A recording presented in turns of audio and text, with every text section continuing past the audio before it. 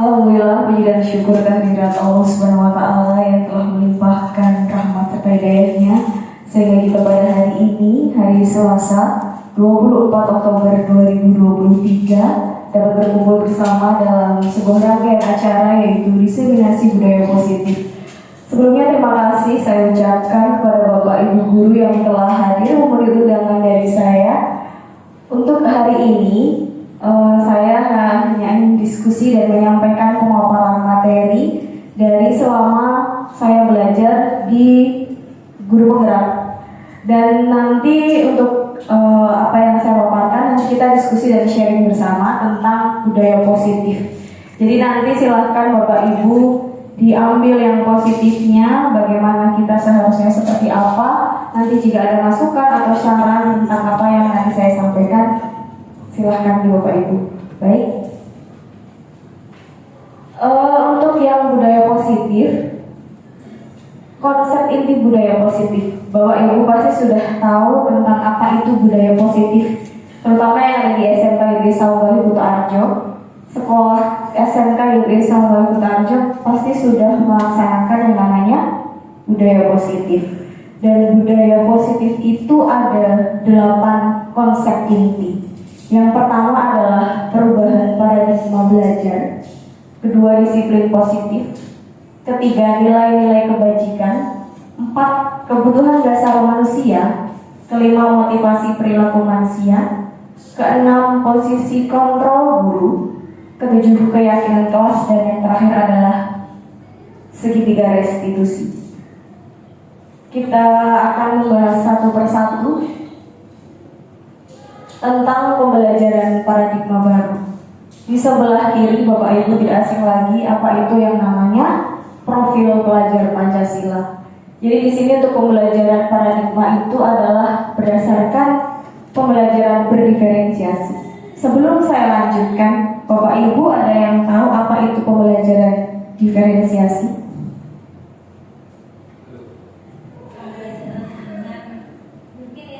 Pembelajaran dengan memberikan hal-hal yang lebih luas, artinya tidak monoton dengan di materi itu, tapi dengan dimodifikasi dengan model pembelajaran yang berbeda-beda dengan sistem misalkan discovery learning, BPJL, kemudian dengan pembentukan kelompok secara heterogen seperti itu. Baik, terima kasih Bu Ayuni. Mungkin ada yang lain ingin menambahkan apa itu pembelajaran berdiferensiasi?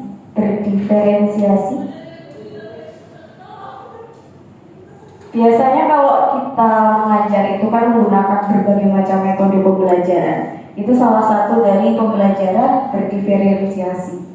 Baik, kenapa kita harus memberikan pelajaran berdiferensiasi? Agar apa yang kita ajarkan ke anak atau peserta didik itu sesuai dengan karakter anak, dari minat bakat mereka. Setiap peserta didik itu mempunyai minat dan bakatnya masing-masing, tidak serta-merta semuanya sama. Jadi kita harus mengetahui apa sih yang dibutuhkan oleh anak. Seperti itu. Baik, ini adalah miskonsepsi tentang teori kontrol. Bapak Ibu pernah mendengar apa itu yang namanya teori kontrol? Kita pernah mengontrol sesuatu? Mungkin sebagai seorang guru, kita sering mengontrol anak untuk mengikuti apa yang kita inginkan. Pernah Bapak Ibu? Contohnya seperti apa? Oke, misalkan mungkin harus diam, sesuai mendengarkan. Misalkan saya lagi menjelaskan, harus benar-benar memperhatikan fokus. Itu juga termasuk teori kontrol. Padahal ilusi guru mengontrol murid, salah satunya adalah miskonsepsinya adalah ilusi guru mengontrol murid. Yang kedua, ilusi bahwa kritik dan membuat rasa bersalah itu mampu menguatkan karakter. Yang ketiga, ilusi bahwa orang dewasa itu berhak memaksa. Dan yang terakhir adalah ilusi bahwa semua penguatan positif itu efektif dan bermanfaat. Nah, bagaimana caranya agar mengubah paradigma stimulus respon kita ke pendekatan teori kontrol? Di sini ada dua bagian. Yang sebelah kiri adalah stimulus respon, yang sebelah kanan adalah teori kontrol. Untuk yang realitas kebutuhan kita sama itu adalah stimulus respon, sedangkan teori kontrol itu adalah realitas kebutuhan kita berbeda. Semua orang melihat hal yang sama, sedangkan di teori kontrolnya setiap orang memiliki gambaran berbeda. Kita mencoba mengubah orang agar berpandangan sama dengan kita, padahal kalau di teori kontrol kita berusaha memahami pandangan orang lain tentang dunia. Perilaku buruk dilihat sebagai suatu kesalahan, padahal di teori kontrol itu sendiri semua perilaku memiliki tujuan. Orang lain bisa mengontrol saya, padahal sesungguhnya di teori kontrol hanya kita atau diri kita sendiri yang bisa mengontrol. Saya bisa mengontrol orang lain, Anda tidak bisa mengontrol orang lain. Pemaksaan ada pada saat bujukan gagal, padahal kolaborasi dan konsensus itu menciptakan pilihan-pilihan yang baru. Model berpikir menang atau kalah itu di stimulus respons, sedangkan model berpikir menang dan menang itu termasuk teori kontrol. Ini termasuk disiplin positif. Nanti pengertiannya Bapak Ibu pasti sudah tahu apa itu disiplin positif. Dan intinya adalah dari disiplin positif ini, sebagai pendidik itu bertujuan untuk menciptakan bagaimana kita bisa menciptakan mereka berperilaku mengacu pada nilai-nilai kebijakan universal yang memiliki motivasi intrinsik dalam perubahan perilaku ke arah yang lebih baik. Inilah nilai-nilai kebajikan. Contohnya yaitu yang profil pelajar Pancasila dari PYP sama keterampilan hidup. Yang profil pelajar Pancasila Bapak Ibu pasti sudah pernah mendengar dan tahu. Untuk yang PYP sendiri adalah salah satunya toleransi, rasa hormat, integritas, mandiri, menghargai, antusias, empati, keingintahuan, kreativitas, kerjasama, percaya diri, dan komitmen. Untuk yang keterampilan hidup, ada dapat percaya, lurus hati, pendengar yang aktif, tidak merendahkan orang lain, dan memberikan yang terbaik dari diri. Kebutuhan dasar manusia. Bapak Ibu pernah dengar apa kebutuhan dasar manusia itu?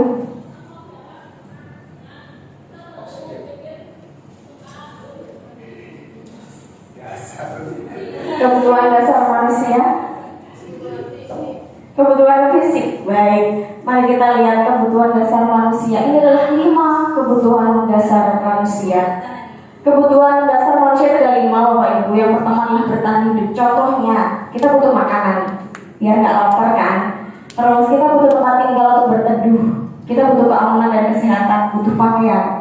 Nah, kebutuhan kasih sayang itu adalah rasa diterima, dipedulikan, berbagi, kerjasama, menjadi bagian dalam kelompok.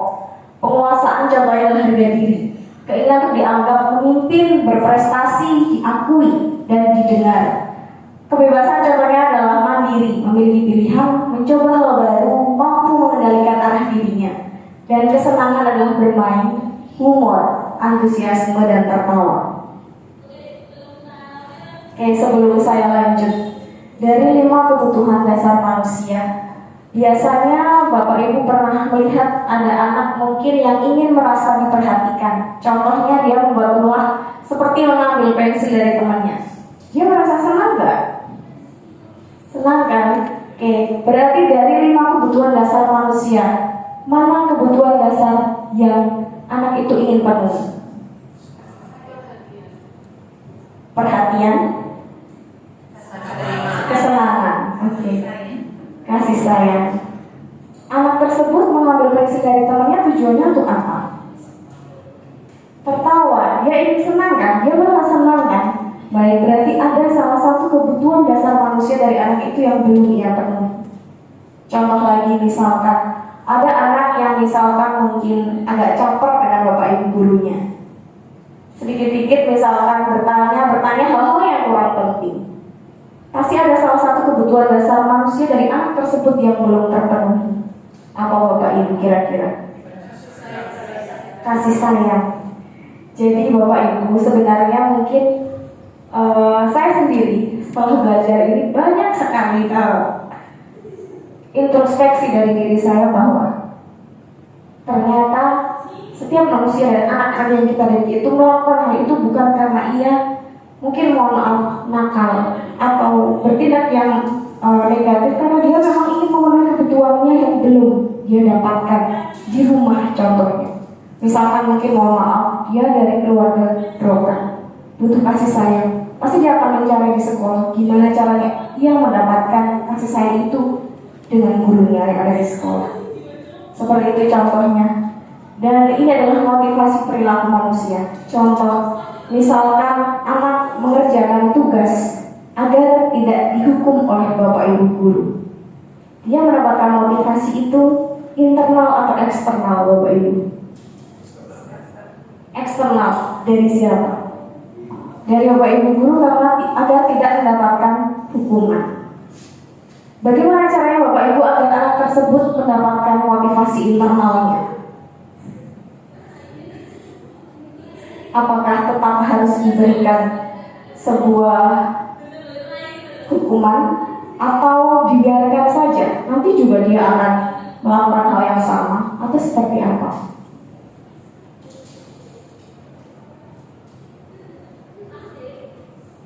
Bu Herta?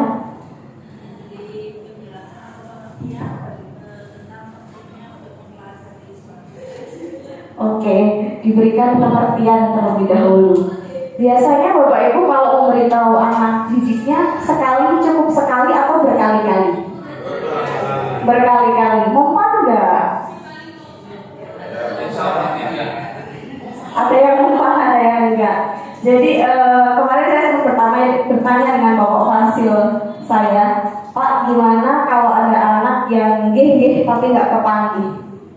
Jawaban beliau adalah tugas kita sebagai guru adalah menuntun. Jadi bagaimana kita kesabarannya itu diuji. Kalau memang sekali dua kali belum, ya memang kita harus terus berulang dan terus berulang sampai akhirnya dia benar-benar sadar bahwa apa yang ia lakukan itu tidak benar. Seperti itu. Mungkin memang jawabannya agak tidak puas, tapi memang itu yang harus dilakukan. Oke, ini adalah 3 perbedaan dari hukuman, konsekuensi, dan restitusi. Ketiga di antara ini kira-kira Bapak Ibu sudah melaksanakan yang mana? Apa sudah melaksanakan semua atau hanya 1 atau 2? Ada yang sudah pernah melakukan hukuman? Saya pernah melakukan hukuman. Contohnya misalkan ketika anak tidak mengerjakan PR, lalu saya meminta anak tersebut untuk mengerjakan PR ulang bahkan untuk soal yang lebih. Itu salah satu dari hukuman. Dan konsekuensi, misalkan anak tersebut mematahkan atau mungkin merusak barang milik temannya, apa yang harus dilakukan? Meminta anak tersebut untuk mengganti barang dari temannya. Itu salah satu konsekuensi.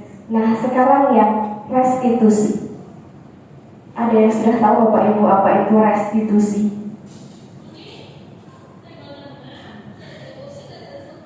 Kira-kira apakah sama dengan hukuman, konsekuensi, atau ada hal yang berbeda dari restitusi?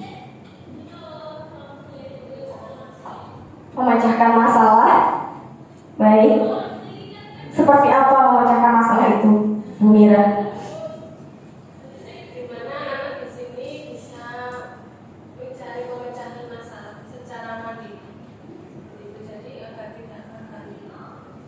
Oke, benar sekali.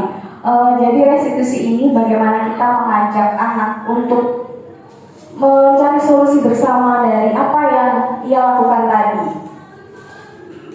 Oke, ini adalah 5 posisi kontrol guru. Penghukum, membuat merasa bersalah, teman, pemantau, dan manajer. Sekarang saya memberikan 1 contoh kasus misalkan. Dari kelima posisi kontrol guru, di sini adalah salah satu kasus, misalkan siswa tidak memakai atribut lengkap saat upacara bendera. Sebagai penghukum Bapak Ibu guru kadang meminta anak untuk contohnya misalkan lari keliling lapangan 5 kali. Itu berarti termasuk penghukum.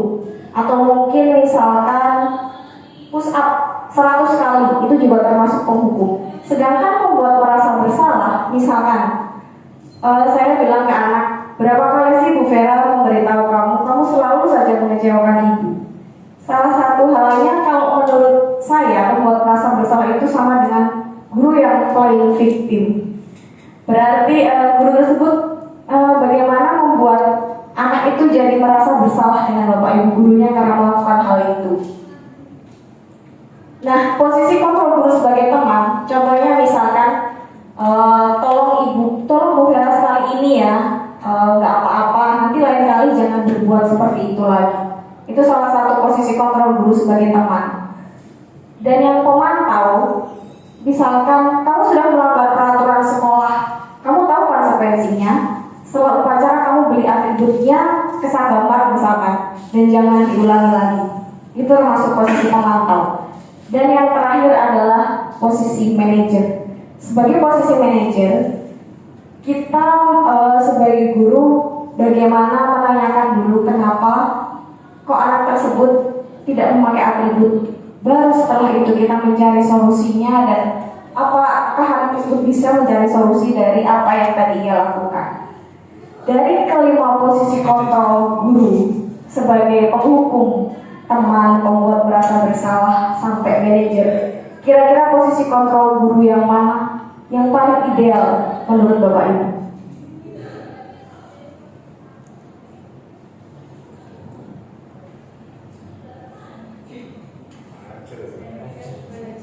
Kenapa Pak Joko?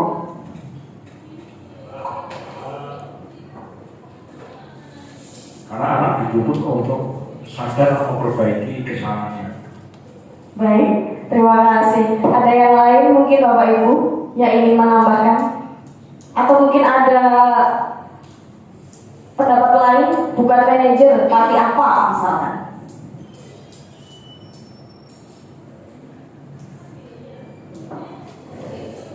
Bu Maria.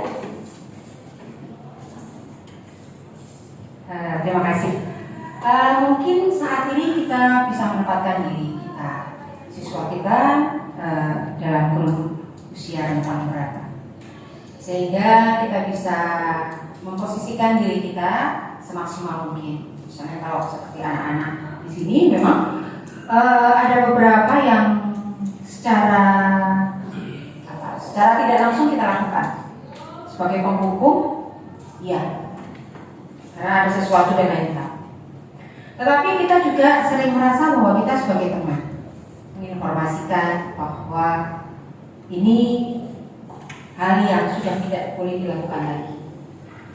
Selain itu kita juga sebagai pemantau mereka, memantau bagaimana yang kemarin atau yang kita sudah melaksanakan atau kita sudah menginformasikan kepada anak-anak ini berapa kali, sehingga kita memantau apakah mereka membuat kesalahan yang sama. Tetapi untuk menjadi sebuah atau guru memposisikan sebagai manajer, di mana anak tersebut mengetahui secara detail apa yang mereka lakukan bahwa itu salah, ya, mereka sebetulnya paham bahwa yang mereka lakukan itu salah.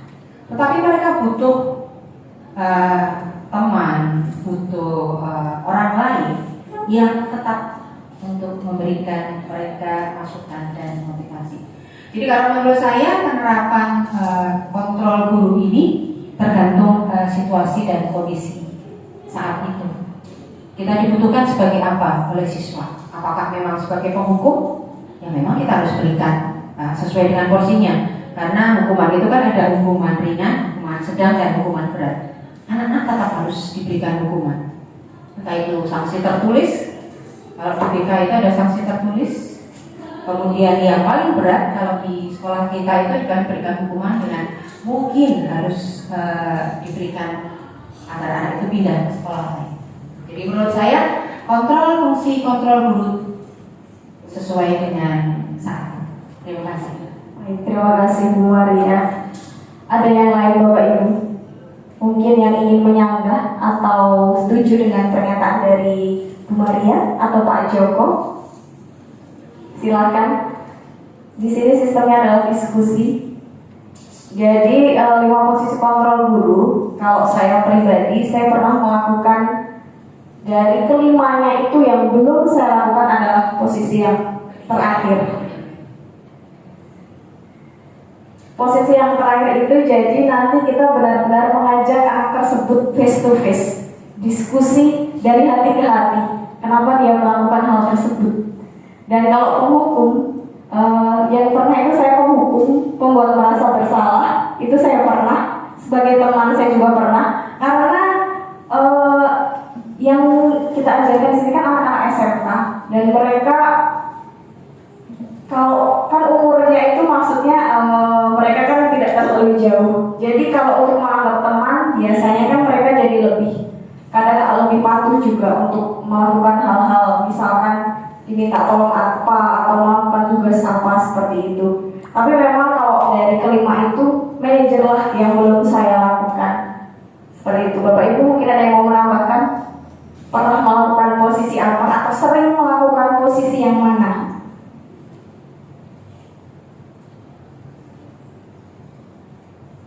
Pak Fajar, sering melakukan posisi yang mana Pak Fajar?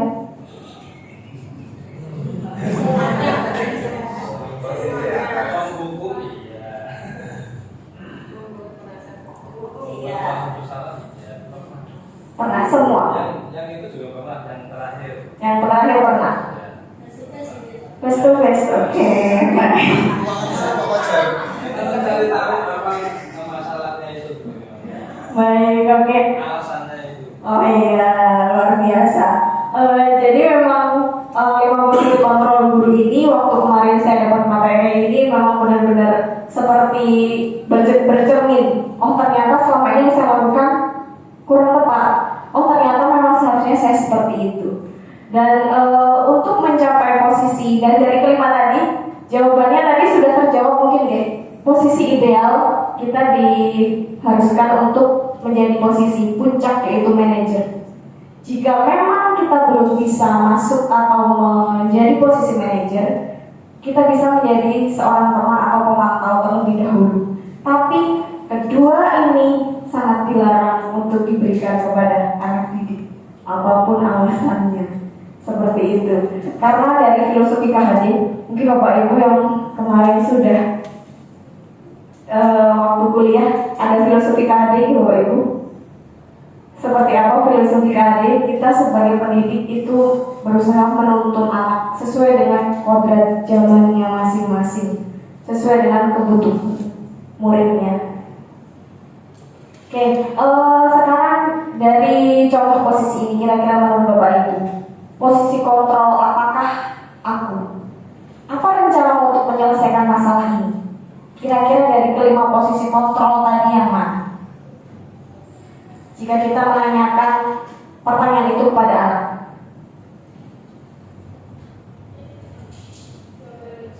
yang manajer, ada yang lain Bapak Ibu? Manajer, baik. Untuk yang kedua, ayo lakukan demi Bapak atau Ibu ya. Yang mana Bapak Ibu? Merasa bersalah. Kamu tidak pernah mendapatkan nilai jika tidak mengerjakan tugas. Oke, menghukum. Baik Bapak Ibu, sebelum saya lanjut ke keyakinan kelas, Bapak Ibu pernah memberikan reward kepada anak? Kira-kira rewardnya berupa apa? Pujian, hadiah. Oke. Bisa satu saya mau jadi murid yang pinggiran. Satu sekali berapa ya? Berapa sekali? Nggak mesti, biasanya rata-rata. Oh, bunga berapa bunga? 50.000 sekali. Tergantung sampai melihat kondisi anak. Oh, iya. Kalau anak itu yang jatuh, biasanya saya sekitar 20 sampai 50. Tapi kalau yang seperti anak utuh, itu karena sering, ya. Sesuai kasus yang hari itu yang lokal, itu saya tanya, kamu butuhnya berapa? Kita berempat atau empat jalan Bu? 5.000 per orang cukup, karena di jalan murah, masih semuanya kita sama minum.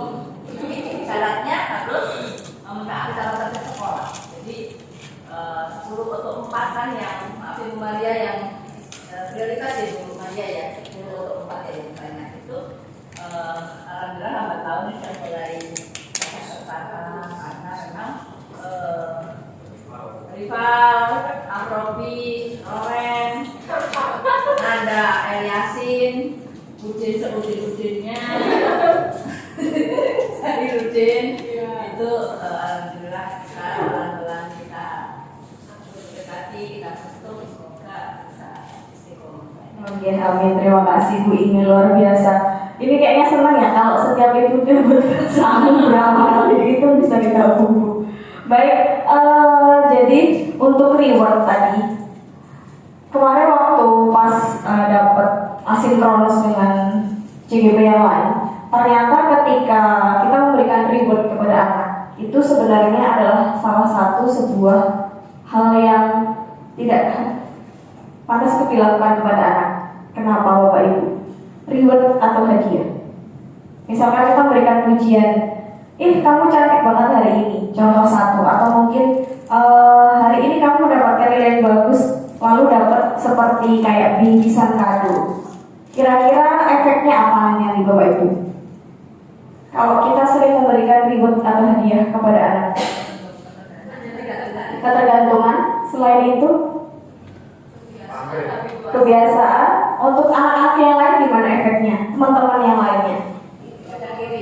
Iri, ya benar, iri. Jadi kadang kan seperti ini, paling si kayak sini bakal itu aja, kan gitu. Nah itu kayak seperti kecemburuan. Kalau diberikan reward secara mungkin kalau sekali atau mungkin 2 kali nggak apa-apa, tapi kalau keseringan, dia jadi ingin mendapatkan itu kan hadiahnya yang diinginkan, bukan motivasinya belum, motivasi dari dirinya itu belum ada.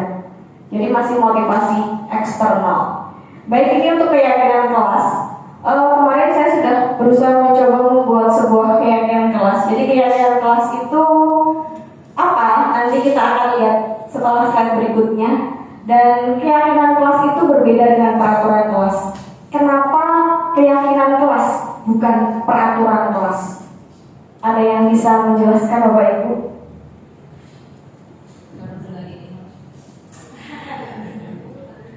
Kalau untuk keyakinan kelas mungkin komitmen bersama semua siswa untuk ke arah yang lebih baik, artinya disepakati. Kalau peraturan kan ibaratnya itu adalah hubungan. Nanti kan kalau keyakinan kan semua yakin untuk melakukan itu, jadi bersama-sama dalam satu kelas bisa melaksanakan. Baik, terima kasih Bu Agustina. Ada yang lain? Kenapa keyakinan kelas bukan peraturan kelas?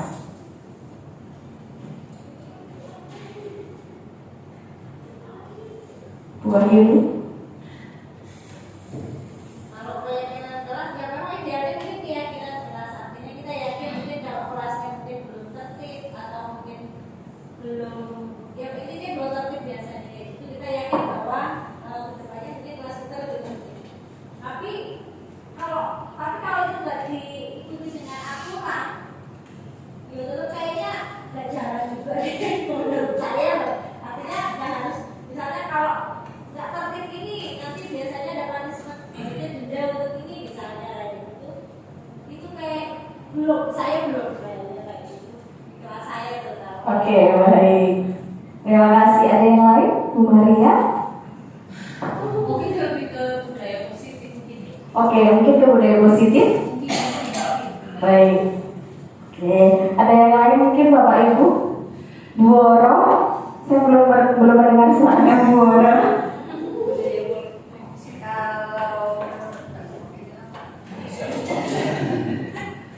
Kalau menurut saya, kalau keyakinan itu apa ya, kayak komitmen bareng-bareng saat kelas itu Mbak Ibu. Tapi kalau untuk yang peraturan itu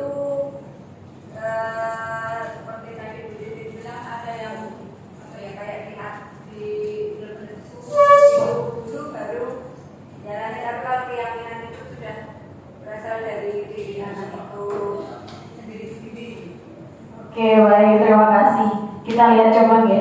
Udah tadi belum oke.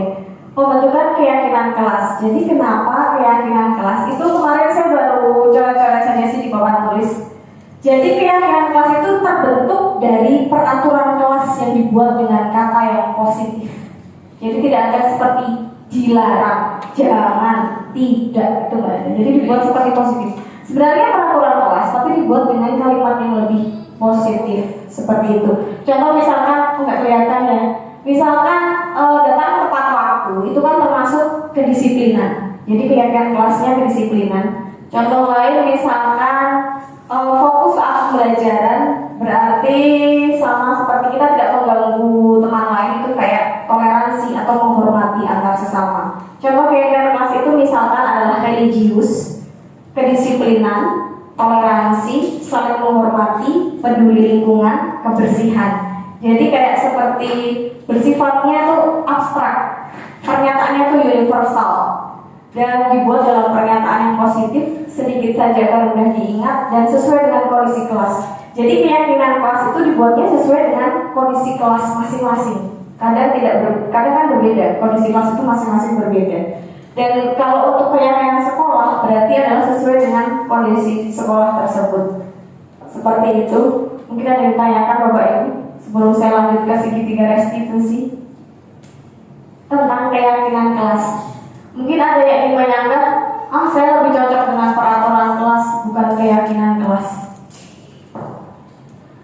Nantinya agak sulit dilakukan hanya karena kalau itu tadi kalau disertai dengan apa ya, misalkan tidak di kelas saya misalkan tidak memakai tidak nyapu kelas misalkan itu didenda sekian. Itu kadang-kadang kalau nggak dibuat sedikit rotok memaksa seperti itu belum untuk bisa berjalan dengan baik. Contohnya seperti itu, atau mungkin terlambat atau mungkin apa. Nah, kita sedikit itu ada sedikit kayak punishment yang harus mereka terima karena dan itu efeknya akhirnya bisa menjadi kayak untuk anak-anak yang tertib lah iya kok kayak terata kok ya kudune dikira-kira kayak atau pikir ya dan kudune di saya itu ada itu menurut iya itu gimana? Terima kasih Bu Aini. Jadi sebenarnya kan kita pertama kali membuat peraturan kelas dulu kan seperti apa? Contoh misalkan kalau tidak menyapu berarti tidak. Nah, kan anak sudah tahu di peraturan kelasnya. Nah, setelah dibuat peraturan kelas, ben gue ada jendoki gawe keyakinan kelas. Jadi tetap ada di dalamnya. Berarti nanti kalau dia melanggar, contoh misalkan tidak menyapu, dan itu tetap ada, kan berarti dia melanggar dari keyakinan kelas tadi yang sudah dibuat. Seperti itu. Jadi keyakinan kelas itu seperti keyakinan yang dibuat atas kesepakatan bersama. Seperti itu. Jadi misalkan peraturan kelas dilarang makan di ruangan misalkan. Nanti kesepakatan kelasnya berarti membuat tidak makan di ruangan, nanti berarti keyakinannya adalah kebersihan. Seperti itu. Dan misalkan denda boleh dimasukkan, yang penting keyakinannya itu dapat. Jadi saat membuat kesepakatan dan keyakinan itu atas keputusan bersama. Dan jadi satu warga kelas itu tahu, plus mungkin kalau saya pas masuk wali itu sama wali kelas biasanya. Seperti itu Bu. Monggo Bu Maria. Pertanyaan saja Bu. Iya. Mungkin di kelasnya Bu Vera sudah dicoba untuk mengimplementasikan keyakinan kelas ya. Paling tidak sudah. Kemarin saya baru membuat keyakinan kelas. Baru Yeah. keyakinan kelas. Yang saya tanyakan seberapa besar dampak yang ditimbulkan dari keyakinan kelas terhadap siswa itu sendiri sejauh dari membuat sampai kemudian beberapa hari ini. Apakah ada dampak yang signifikan dari, karena kalau tadi diinformasikan Bu Vera bahwa keyakinan kelas ini sebetulnya untuk membangun sisi positif dari diri anak, di mana sisi positif ini akan lebih banyak membuang kata jangan dan tidak. Yang ingin saya tanyakan karena kami belum melakukan, satupun belum ada yang melakukan. Seberapa besar dampak yang dirasakan oleh Bu Vera sendiri melihat siswa yang ada di wali Bu Vera? Terima kasih. Baik, terima kasih.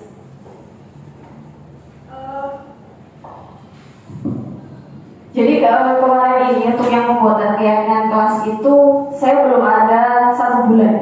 Kemarin kan waktu ada praktek, saya langsung praktek pembuatan keyakinan kelas. Awalnya mereka belum paham apa sih keyakinan kelas.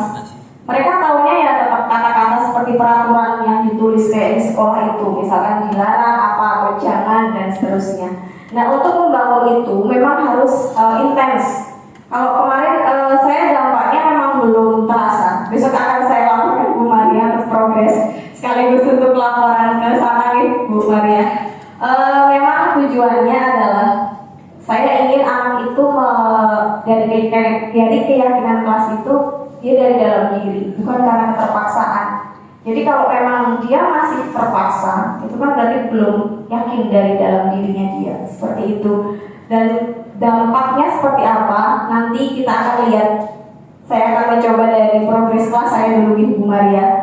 Kemarin saya sudah membuat dan anak kemarin baru saya minta tolong untuk membuatnya di kanvas, saya tempel. Bagaimana nanti progresnya setiap saya masuk nanti akan saya cek.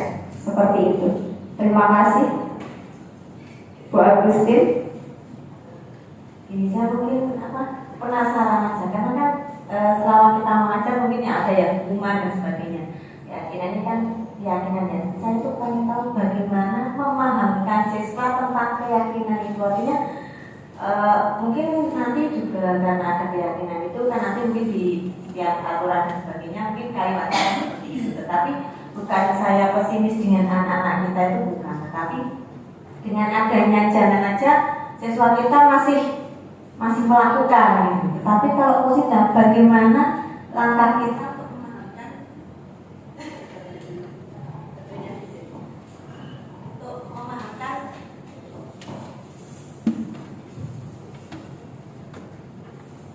agar bisa berjalan dengan baik, artinya bahwa tidak ada kata tidak ada kata jangan, tidak ada denda, tetapi semua bisa dilaksanakan dengan sesadar-sadarnya.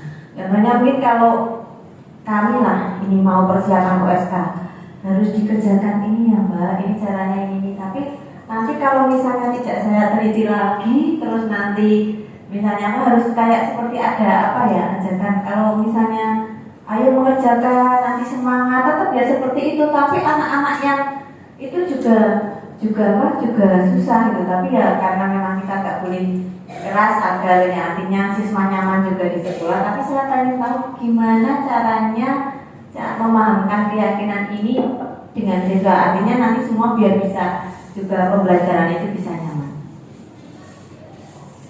Terima kasih Bu Agustin. Baik, untuk keyakinan kelas sendiri memang ini termasuk saya pun masih awal. Jadi untuk meyakinkan anak itu kan berarti harus dari dalam diri dia sendiri. Motivasi intrinsiknya itu jujur masih agak minim. Jadi mereka harus benar-benar motivasi eksternal dari eksternal dulu. Yang akan saya lakukan nanti seperti jawaban kemarin waktu saya bertanya itu kan kita tetap harus berulang dan berulang terus. Jadi menuntun siapa yang bisa mengontrol adalah diri anak itu sendiri. Dan bagaimana ia sadar, ya gimana caranya kita untuk terus menuntut dan sabar agar mereka itu sadar bahwa apa yang ia lakukan itu salah atau benar. Seperti itu. Mungkin memang kok roto angel, tapi memang itu PR-nya. Dan itu PR saya waktu di sana kan ketemunya sekolah-sekolah yang negeri yang mungkin lebih teratur. Ya waktu saya bertanya ya memang agak, tapi ya sudah, memang itu PR bersama. Jadi saya di sini untuk memaparkan ini bukan berarti saya lebih tahu segalanya. Jadi di sini kita diskusi, sharing dan tentang keyakinan kelas, terutama mungkin di sekolah kita seperti apa Ibu. Untuk memahamkannya itu memang perlu kerjasama dari kita Bapak Ibu guru di sini agar yaitu menanamkan agar anak itu ada motivasi dari dirinya sendiri, bukan karena orang lain. Seperti itu. Mungkin ada tambahan lagi Bapak Ibu atau pertanyaan? Semoga tambahan saja. Pak Joko. Apakah bentuk-bentuk keyakinan kelas itu harus ditulis dan digambarkan? Baik. Tematik misalkan. Oke. Apa seperti itu? Iya Bapak. Kalau di kelas saya nanti akan saya tempel di kelas. Jadi saya ganti peraturan kelas, saya tempelkannya keyakinan. Jadi kan peraturan itu diganti dengan kesepakatan kelas. Kesepakatan kelasnya dibuat atas diskusi bersama, lalu saya tempel di sebelahnya keyakinan kelas. Jadi keyakinan kelas itu merujuk dari kesepakatan kelas bersama. Jadi nanti ketika ada anak misalkan dia ramai di kelas. Kira-kira dia melanggar keyakinan kelas yang mana? Saling menghormati. Nah, nanti dia bisa lama-lama, mungkin memang awal-awal agak susah Pak, tapi memang harus terus-menerus. Seperti itu Pak Joko. Mungkin ada masih kurang.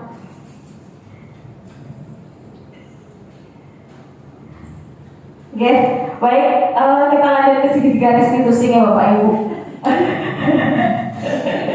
Nanti sebenarnya ini masih banyak materinya. Segitiga restitusi itu, ada yang pernah mendengar Bapak Ibu tentang segitiga restitusi? Tadi sudah ada kalimat sebuah kata restitusi.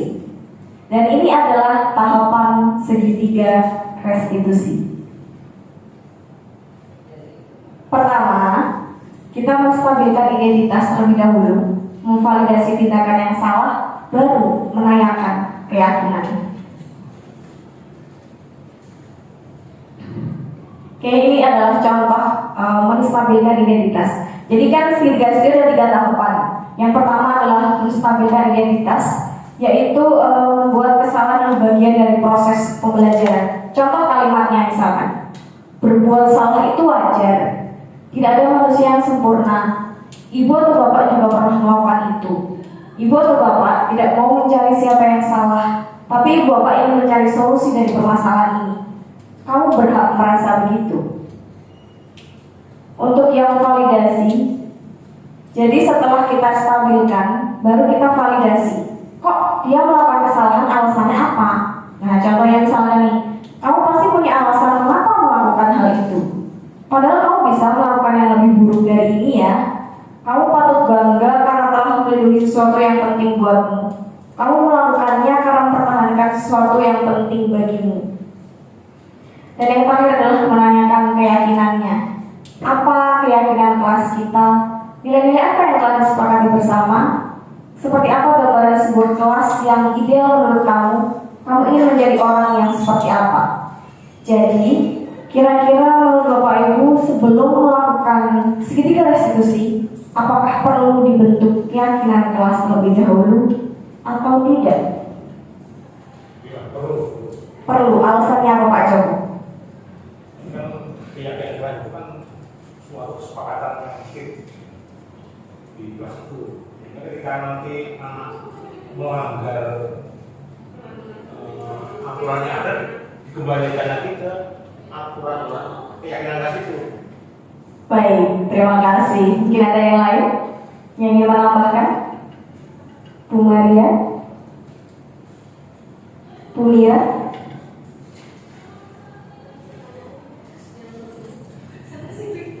Apakah harus membentuk keyakinan kelas dulu sebelum melakukan segitiga restitusi atau tidak? Kalau menurut saya sebelum membuat keyakinan kelas tadi, kita kan ada pertanyaannya nih dari identitas. Ya. Nah, itu menurut saya sebelum membuat keyakinan harus seperti itu dulu, karena anak harus memahami dulu kayak gaya kerja, fasilitas, validasi identitas. Jadi dari situ nanti anak akan memproses, oh ini kok keyakinan. Jadi secara psikologis ada gambaran. Itu harus. Oke, baik. Terima kasih Bu Mira. Mungkin Bu Inge mau menambahkan? Bisa slide-nya yang isi. Oh, baik. Siap. Ini ya. Iya. Setuju dengan Pak Joko dan Ibu Mira.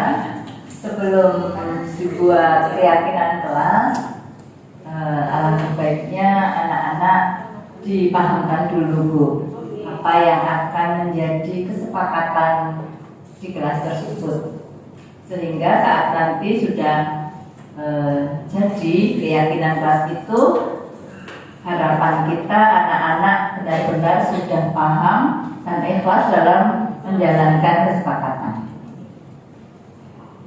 Terima kasih Bu Inge. Baik, mungkin ada yang mau menambahkan? Apakah perlu keyakinan kelas dulu atau langsung bisa melaksanakan segitiga restitusi? Setuju? Yang ditanyakan ini yang mana dulu yang harus dilakukan? Segitiga restitusi dulu atau membuat keyakinan? Iya. Oke. Kalau tadi dari keterangan Bu Vera, yang dimaksudkan dengan segitiga restitusi adalah suatu proses dialog yang dijalankan oleh guru agar dapat menghasilkan siswa atau murid yang mandiri dan bertanggung jawab. Jadi harus ada dialog dulu. Baru kemudian dibuat keyakinan kelas. Oke. Kalau menurut saya. Oke, baik. Terima kasih Bu Maria. Mungkin ada yang lain? Baik, segitiga restitusi ini adalah proses bagaimana kita memvalidasi anak tersebut kenapa melakukan hal itu. Pertama kan kita mengkaundonkan dulu anak, misalkan kestabilan identitas. Kita kan nggak langsung kamu terlambat karena ini ya, kan enggak. Nah, kita tanya dulu, kita ngobrol perlahan-lahan dulu. Nah, baru setelah itu kita bertanya, kamu melakukan itu, kamu terlambat, pasti ada alasannya kan? Nah, kita tanya dulu alasannya. Setelah itu, baru kita menanyakan keyakinan. Keyakinan kelas terbentuk, anak kan berarti harus tahu nih, keyakinan kelasnya apa. Nah, ketika anak belum diberitahu atau tahu tentang keyakinan di kelasnya, anak akan bingung. Mungkin seperti itu. Jadi sebenarnya kalau Bapak Ibu guru sudah paham keyakinan kelas, tidak perlu membentuk keyakinan kelas. Tapi ketika Bapak Ibu guru dan anak-anak masih agak bingung tentang keyakinan kelas, kita bisa membuat keyakinan kelas terlebih dahulu di kelas tersebut. Jadi ketika waktu ada proses segitiga restitusi, anak sudah tahu, oh ternyata ini loh keyakinan kelas yang saya langgar karena terlambat, berarti saya melanggar keyakinan kelas kedisiplinan. Seperti itu. Seperti itu Bu Maria. Berarti keyakinan kelas dulu atau segitiga restitusi tergantung dari Bapak Ibu guru yang sudah memahami. Jika Bapak Ibu guru sudah paham keyakinan kelas, tidak perlu membuat keyakinan kelas dulu. Tapi kalau misalkan Bapak Ibu guru sudah paham, itu kita bisa langsung. Itu kemarin waktu pertanyaan CGP yang lain seperti itu jawabannya. Ya, enggak. Tapi yang kita berikan keyakinan kelas itu adalah siswa. Iya. Berarti siswa dulu yang harus memahami, bukan kita. Atau bersama-sama. Bersama-sama. Berarti bersama-sama dulu. Yang artinya nanti kalau kita ada dua arah berarti ya, antara guru dan siswa harus saling memahami apa yang menjadi sebuah keyakinan kelas. Iya, saat awal. Tapi kalau kemudian Bu Mera tadi mengatakan itu tergantung dari guru itu sendiri, kemudian sudah memahami betul belum apa yang dimaksud dengan keyakinan kelas dengan segitiga restitusi, apakah nanti tidak akan berdampak kepada siswa? Karena untuk memahamkan siswa menjadi sebuah keyakinan, apa yang menjadi keyakinan kelas itu tidak gampang nanti kita membalikan terang. Nah itu. Kadang-kadang ada beberapa anak yang sudah paham mungkin tentang keyakinan, tapi ada yang tidak. Jadi tergantung dari mungkin Bapak Ibu guru dan anak-anaknya seperti itu. Jadi kemarin memang ada yang bertanya seperti itu, sama persis dengan pertanyaan Bu Maria. Jadi itu semua tergantung dari Bapak Ibu guru dan anaknya. Kalau memang anaknya sudah paham, itu nggak perlu yang namanya membuat-buat seperti itu. Tapi kalau memang contoh kemarin waktu saya membuat praktek segitiga restitusi, anak belum tahu melanggar keyakinan apa, keyakinan itu apa, nah, dia belum tahu. Jadi harus dipahamkan dulu seperti itu. Ada yang lain Bapak Ibu? Pak Riza belum bertanya. Baik ya, keyakinan dan segitiga restitusi ada sih.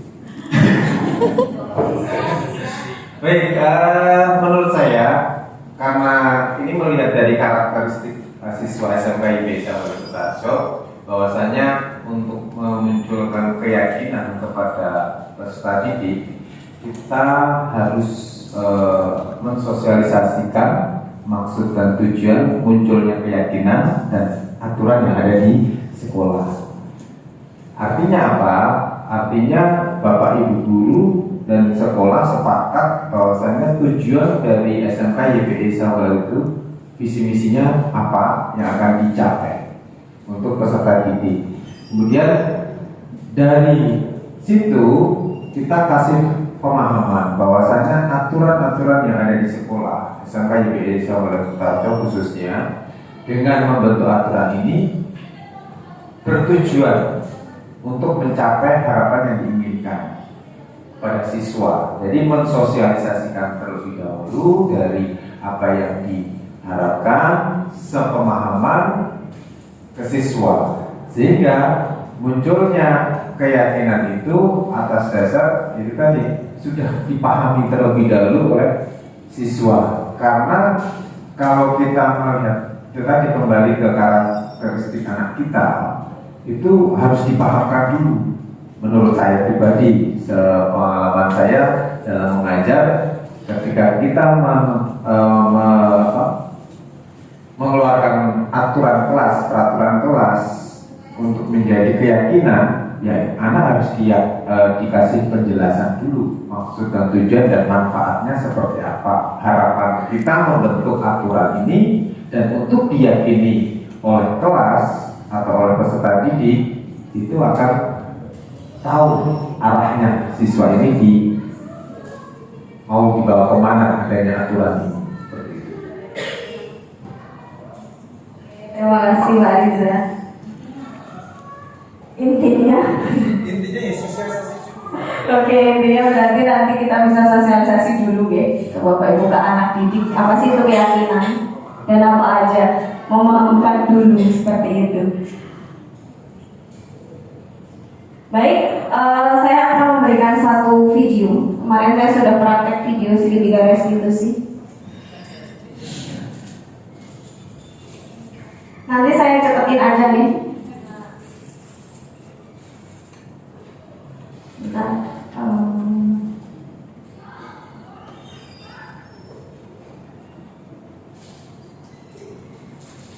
Ini cuma contoh ya Bapak Ibu. Nanti kalau misalkan ada yang agak kurang ya mohon dimaafkan. Karena kemarin waktu praktek segitiga restitusi ini saya hanya dikasih waktu berapa hari lalu saya praktek.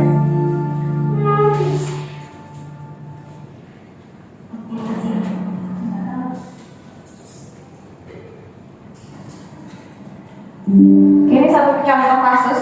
Kasusnya adalah saya memberikan kasus bahwa Alda, ini Alda ya, dia terlambat. Lalu pertama kali saya melakukan menstabilkan identitas terlebih dahulu. Kurang keras ya.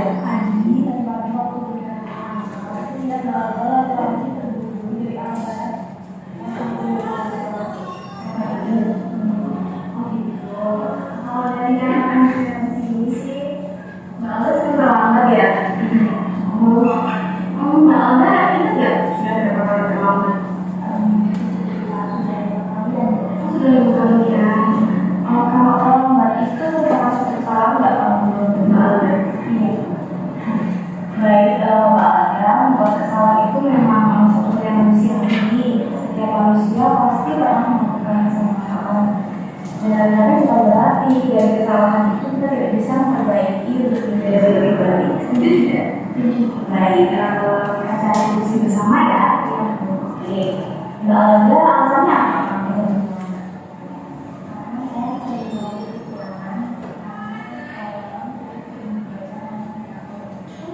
Lalu soal berapa ya? Oke, lalu tahu nggak keyakinan Mas kita itu yang disepakati apa? Oke, keyakinan Mas kita yang disepakati apa Mbak? Ini sedikit. Oh, berarti Mbak Alda telah melanggar suatu regulasi. Mbak Alda, baik. Ini kemarin sepotong tentang sebuah kasus. Saya mengambil sebuah kasus terlambat. Jadi Alda itu sering datang terlambat. Akhirnya saya melakukan yang namanya segitiga restitusi. Kemarin pertama saya melakukan menstabilkan identitas terlebih dahulu. Saya tanyakan kenapa kok apakah sering terlambat, dan ternyata dia jawabannya iya. Dan setelah itu setelah saya tanya-tanya baru saya menanyakan pasti alasannya ada. Ternyata Alda tadi nonton drakor. Kan ada beberapa anak yang mungkin begadang. Nah setelah itu baru saya menanyakan keyakinan kelas apa yang ia langgar. Ternyata keyakinan kelas yang ia langgar adalah disiplin. Dan setelah itu baru kita cari solusi bersama bahwa agar nanti Alga tidak terlambat, berarti Alga tadi menjawab bahwa ia harus nyetel alarm setiap pagi, dan Bapak Ibu guru atau wali itu juga selalu mengingatkan atau menghubungi orang tua. Jadi kita punya kontak orang tuanya, seperti membuat grup parents atau membuat grup orang tua. Jadi setelah membuat grup, nanti anak-anak, mungkin ada anak-anak yang agak bermasalah, kita menghubungi secara intens atau pribadi ke orang tua. Seperti itu. Baik Bapak Ibu guru, ada yang mau ditanyakan? Sampai segitiga restitusi. Bu Nina?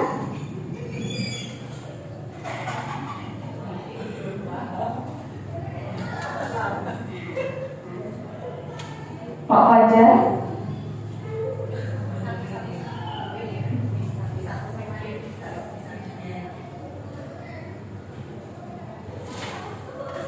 Jadi ketika melakukan segitiga restitusi itu kita satu-satu personal, nggak bisa face to face, nggak bisa berat gitu, nggak bisa. Tetap satu-satu. Jadi kayak istilahnya kayak kalau ini, makanya ini pembelajarannya seperti kayak bimbingan konseling ya, bimbingan konseling pribadi. Kalau bimbingan mungkin kan nggak mungkin bareng-bareng ya, bimbingan pasti sendiri.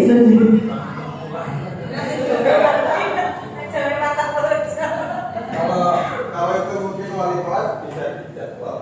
Iya, kan biasanya kalau yang kayak gini wali kelas. Jadi kan wali kelas tugasnya memang seperti itu. Jadi nanti ada plus poin-plusnya. Nah, hari ini bimbingan sama ini. boleh. Nanti itu tergantung. Mengidentifikasi yang sering melakukan pelanggaran. Nah, nanti kan kita tahu dari apa namanya seperti daftar hadir. Nah, mungkin ada laporan dari Bapak Ibu guru yang mengajar, ini kayak nggak berangkat lagi atau apa. Nah, nanti wali kelasnya dan seperti itu. Mungkin nanti tetap bisa dibantu sama guru BK Ibu ini. Seperti itu. Jadi tetap ada kolaborasi kerjasama antara guru mapel, wali kelas dan bimbingan konseling. Seperti itu. Atau mungkin jadi tambah? Iya. Itu kalau yang segitiga restitusi Segitiga itu sebenarnya nggak cuma ke wali Bu. kan nanti beda-beda kelas 12 satu misalnya kelas 2 sama anak sama THC gitu kan mungkin beda-beda berarti Jadi kayak kelas itu contohnya kedisiplinan. Itu kan sifatnya umum. Nah, jadi kan pasti anak tahu, oh nek melanggar itu berarti aku ora disiplin, kan katanya gitu. Oh nek aku senengane misalkan ngobrol nang kelas nggak suka nyari, berarti aku nggak bisa menghormati teman yang lain. Nah, berarti ditanamkan keyakinan ke anak itu nek nggak berangkat itu berarti dia nggak disiplin gitu loh. Jadi keyakinan kelas itu nanti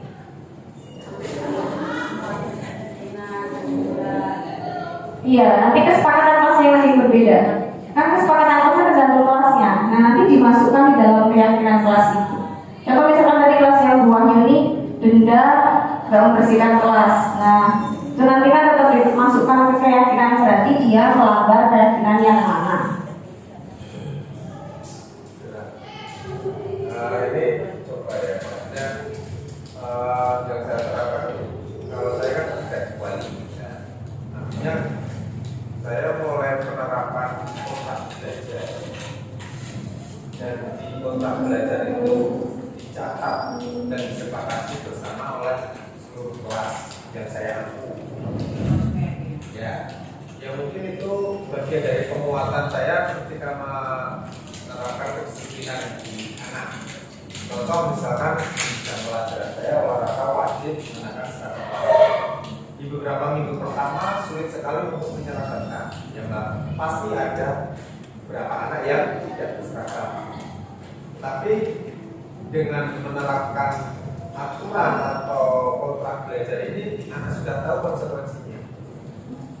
Tapi ketika dikasih konsekuensi berupa fisik, contoh, karena saya di luar, semakin ke sini tingkat fisik, hukuman fisiknya harus naik level di hukuman ketika melakukan pelanggaran berulang. Tapi tidak menutup kemungkinan bahwasanya anak itu akan melanggar berulang-ulang. Dan harus saya berpikir untuk bagaimana mencari supaya menjadi warning untuk teman-teman yang lain dengan cara tidak mengenakan seragam atau mengenakan pakaian. Yaitu mungkin sifatnya sedikit membuli, tapi dengan saya memberi pemahaman ke anak bahwasanya ini konsekuensinya nanti dapat, apakah itu benar atau salah. Tapi cukup efektif menurut saya. Baik, itu sebenarnya termasuk dalam mengingat kelas, cuman mungkin dari segi apa ya, membuatnya itu agak lebih positif lagi Pak. Jadi kan rambu-rambunya sudah dibuat, ada tertulisnya atau hanya tertulis? Ada, oh ada kontrak. Oke, semua kelas. Semua kelas yang satu. Oke, selama ini sudah berjalan Pak, maksudnya ada progresnya? Progresnya ada. Perlahan-lahan, makanya itu tadi di awal-awal saya kesulitan karena alasan mungkin yang belum dapat dan lain sebagainya, dan saya tidak menerima alasan ketika melanggar. Tidak menerima alasan ketika melanggar bahwasanya itu sudah ada di kotak belajar saya.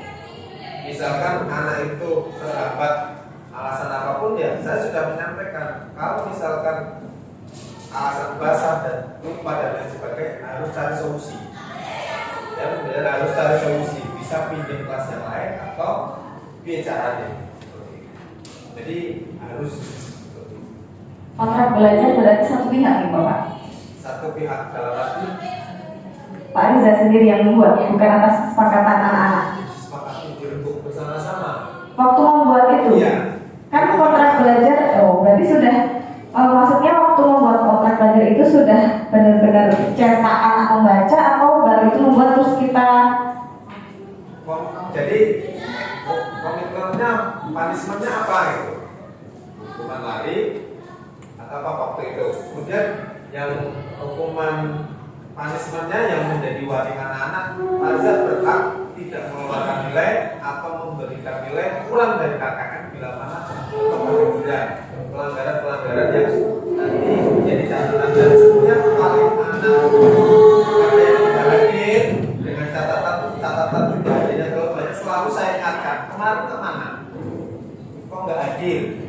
Ini sudah ada catatan, Pak saya peringatkan sekali lagi. Seperti itu, ini sedikit minim tingkat kehadirannya naik. Jadi awal-awal yang lumayan menurut saya. Baik, mungkin ada yang mau menanggapi terlebih dahulu.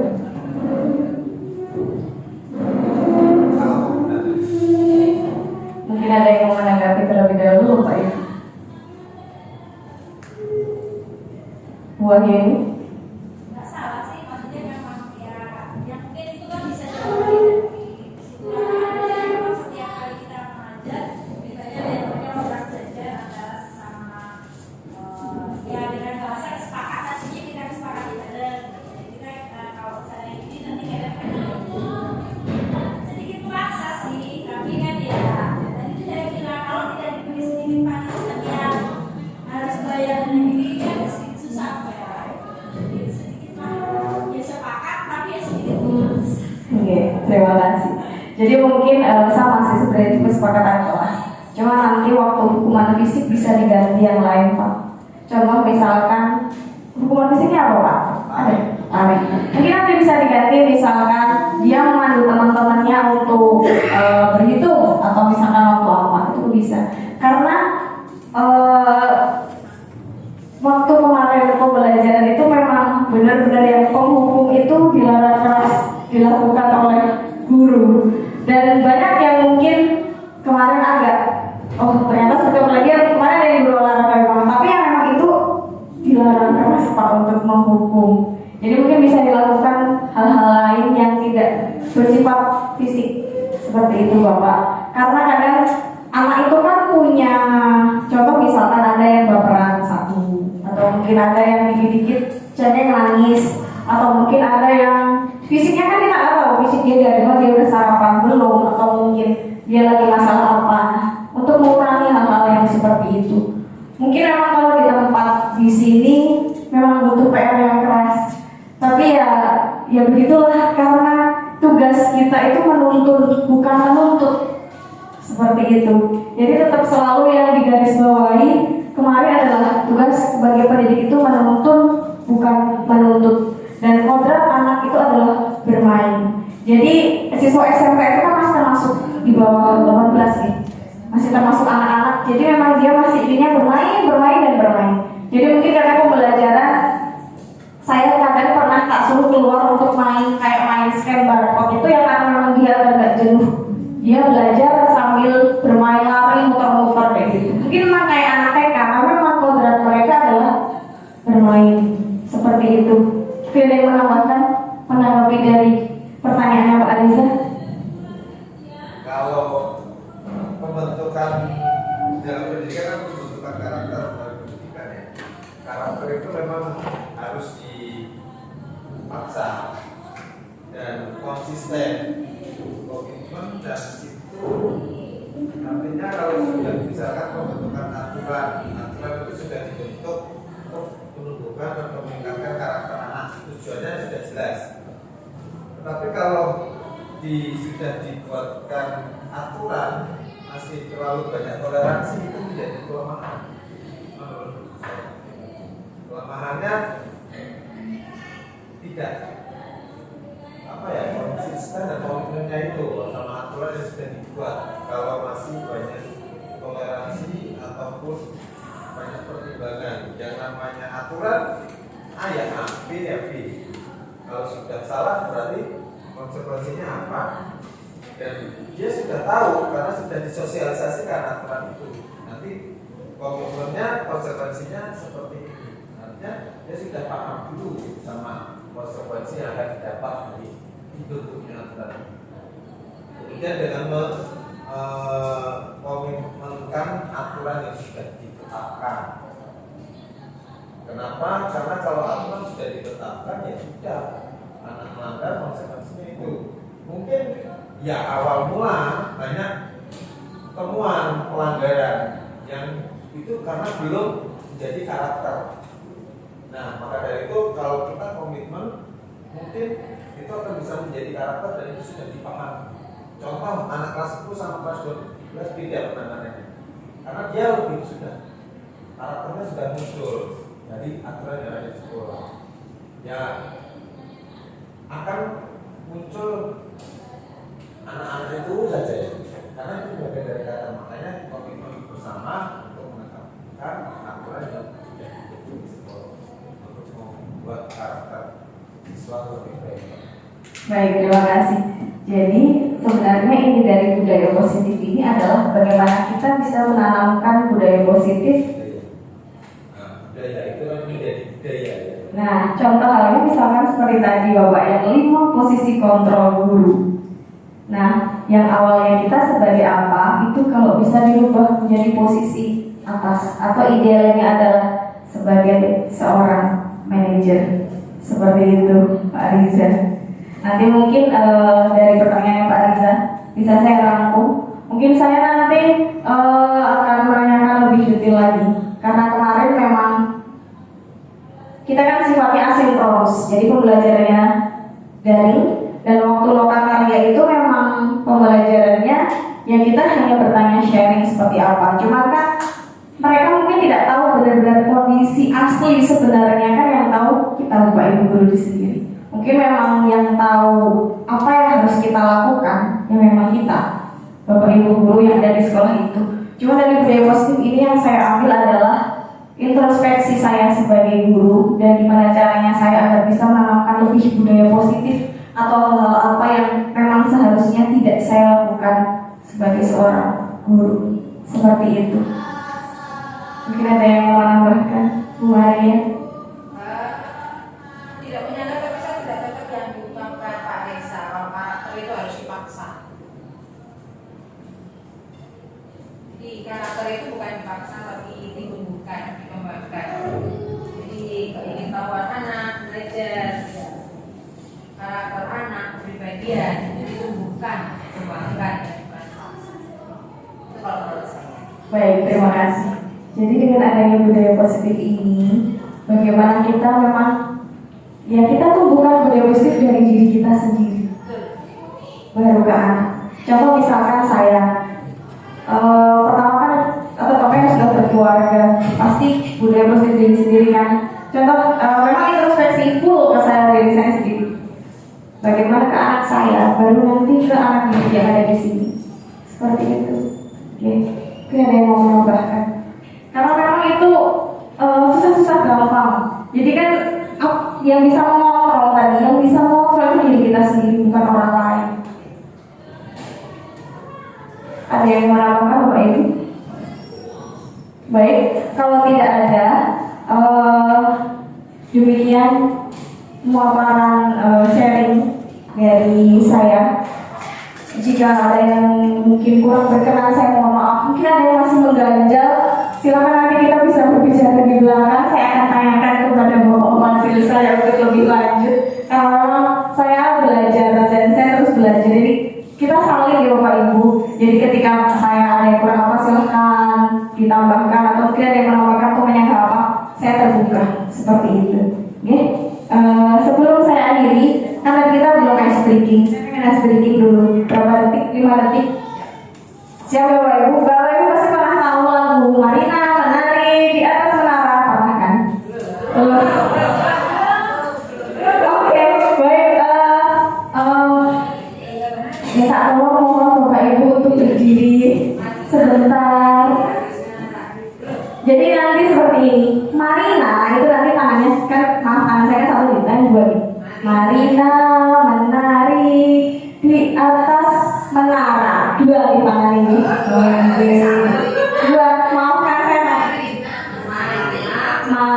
Marina menari di atas menara, menara dua. Ini loh. Jadi nanti kita fokus. Mas Arief boleh ikut? Ya, nanti pertama saya akan pelan dulu, baru nanti saya agak saya ulangi ya Bapak Ibu. Marina, anggap aja Bapak Ibu itu Marina menari. Menarinya boleh berekspresi bebas. Intinya menari di atas menara. Ya Bapak Ibu, siapa jawab? Siap, oke. Ya, siap ya. Marina menari di atas menara, Marina di atas menari menara, Marina di atas menara,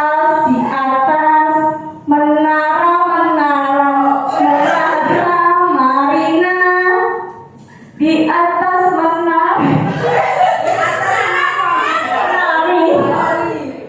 menari, Marina di atas